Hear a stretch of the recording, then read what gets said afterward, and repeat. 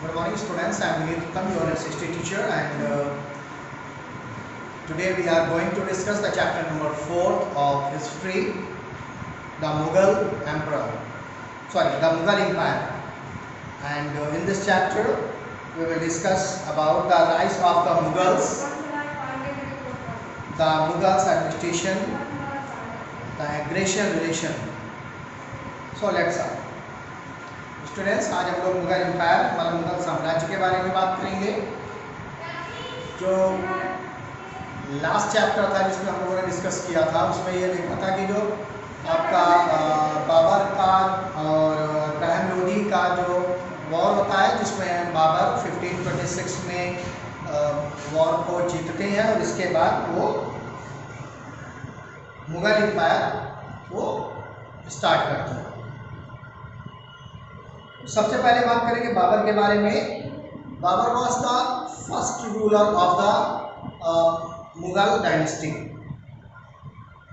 इनका जो कार्यकाल था, जो टाइम पीरियड था, 1526 to 30 4 साल का छोटा सा कार्यकाल था, 1526 से 1530 के बीच में। और इनका पूरा नाम था ज़ाहिरुद्दीन मोहम्मद बाबर। ये फर्स्ट रूलर थे, जैसा कि मैंने आपको बताया। एंड फिर पानीपत के जो युद्ध में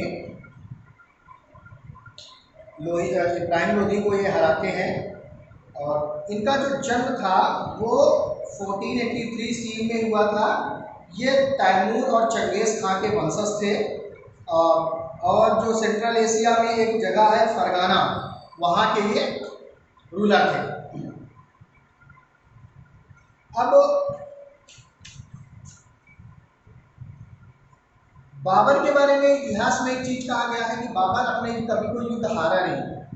4 साल का शॉर्ट पीरियड था, उसमें इन्होंने कई युद्ध लड़े। सबसे पहले तो 1526 में जो अभी first battle of the Panipat था, उसमें इब्राहिम लोदी को डिफीट किया इन्होंने।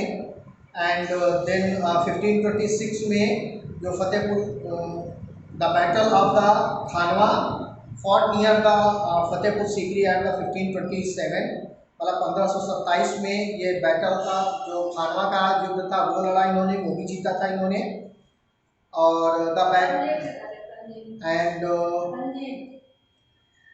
इसके बाद फिर लोगों ने फिर इन्होंने घाघरा का युद्ध लड़ा था 1529 में। 1529 में घाघरा का युद्ध लड़ा और 1530 में 1530 में इनकी मृत्यु हो जाती है। अब ऑटोबायोग्राफी के बारे में अगर बात करते हैं तो the main source of the information about him in his the autobiography known as the Baburnama और तुज़ुक-ए-बाबरी। मतलब जो इनकी ऑटोबायोग्राफी थी, जो आत्मकथा थी, उसको बाबरनामा कहा गया या तुज़ुक-ए-बाबरी कहा जाता है। अब बाबर की जब मृत्यु होती है तो जो उसका बड़ा बेटा होता है हुमायूं, वो शासन संभालता है। हुमायूं का पूरा नाम था नसीरुद्दीन मोहम्मद हुमायूं। ये 1530 में राजा बनते हैं, लेकिन इन्होंने अपने पिता की आज्ञा के अनुसार अपने राज्य को अपने भाइयों में बराबर बांट दिया, जिनका नाम था कामरान, हिंदल एंड आक्षी। तो ये उनके भाई थे, जिनमें बराबर बराबर उन्होंने तीनों भाइयों में अपने साम्राज्य को बांट दिया। और ये उनकी सबसे बड़ी राजनीतिक भूल थी। इसकी वजह से उनका जो एम्पायर था, जो मुगल साम्राज्य था, वो कमजोर हो गया। अब जो अफगान का जो लीडर था शेर शाह सूरी, वो उस समय बिहार का गवर्नर था। उसने हुमायूं को 2 बार युद्ध में हराया, the battle of Chausa in 1539 सी and the battle of Kannauj था 1514। ठीक है। अब जब 1540 में जब कन्नौज के युद्ध में हुमायूं की हार होती है, तो हुमायूं को देश छोड़कर जाना पड़ता है और 15 सालों तक वो भारत से, अपनी सल्तनत से, अपनी राजधानी से दूर रहे। कुछ समय उन्होंने इराक में बिताया। आपको मैं बता दूं कि जो अकबर थे, अकबर का जो जन्म था वो भी उनके निर्वासन काल में ही हुआ था। फिर 1555 में 1555 में बैराम खां के सहयोग से दोबारा जो हुमायूं थे उनको सत्ता वापस मिलती है और बहुत कम समय, लगभग 1 वर्ष के अंदर ही 1956 में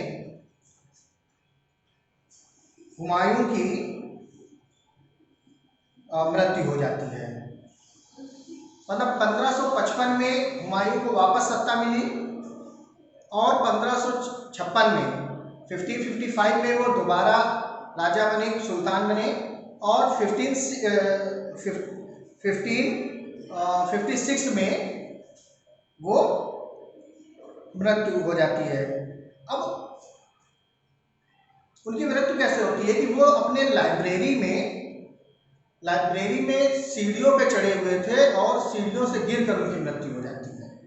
आपको जानकारी के लिए चीज बता देता हूँ कि जो हुमायूं थे वो ज्योतिष पे बहुत विश्वास करते थे, इसीलिए उन्होंने अपने दरबार में 7 दिनों के लिए 7 अलग अलग रंग के, अलग अलग कलर के जो कपड़े थे वो यूज करते थे।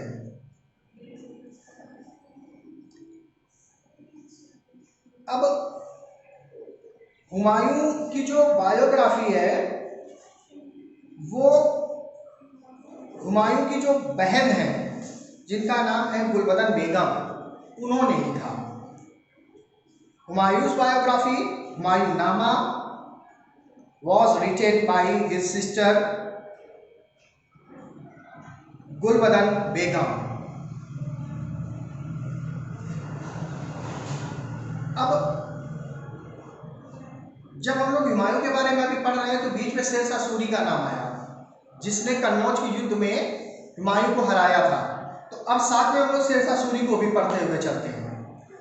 शेरशाह सूरी का अगर हम लोग टाइम पीरियड के बारे में बात करें तो 1540 टू 1545 5 साल का कार्यकाल था इनका। शेरशाह सूरी का जो रियल नाम था वो फरीद खान था और एक बार उसने अपने एक हाथ से एक शेर को तलवार के एक ही बार से 2 टुकड़े कर दिए थे, इसलिए उसका नाम शेरशाह पड़ा। उसका नाम पड़ा शेर खान। जब वो राजा बना तो उसने सूर किंगडम को स्टार्ट किया और शेरशाह सूरी के नाम से अपना राज्याभिषेक करवाया। He had a large standing army and the branches of the horse, मतलब कि उसने बहुत बड़ी सेना का निर्माण किया और जो घोड़े थे उनको दागने की प्रथा को स्टार्ट किया। घोड़ों को दागने की प्रथा होती थी उस समय। और उसने जो सिल्वर कॉइन्स थे, मतलब चांदी के बने हुए सिक्के थे जिन्हें रुपया कहा उसने, वो उसी के समय में स्टार्ट किया गया था। उसने कुछ और सोने और जो गोल्ड के जो कॉइन्स थे वो भी चलाए जिनका नाम मुहर था, और कॉपर के जो सिक्के थे उनका नाम दाम रखा उसने। ये करेंसी थी उस समय की जो शेरशाह सूरी के समय पे चलाया गया था। ये जो रुपया शब्द हम लोग यूज कर रहे हैं ये शेरशाह सूरी के द्वारा ही इंट्रोडक्ट किया गया था।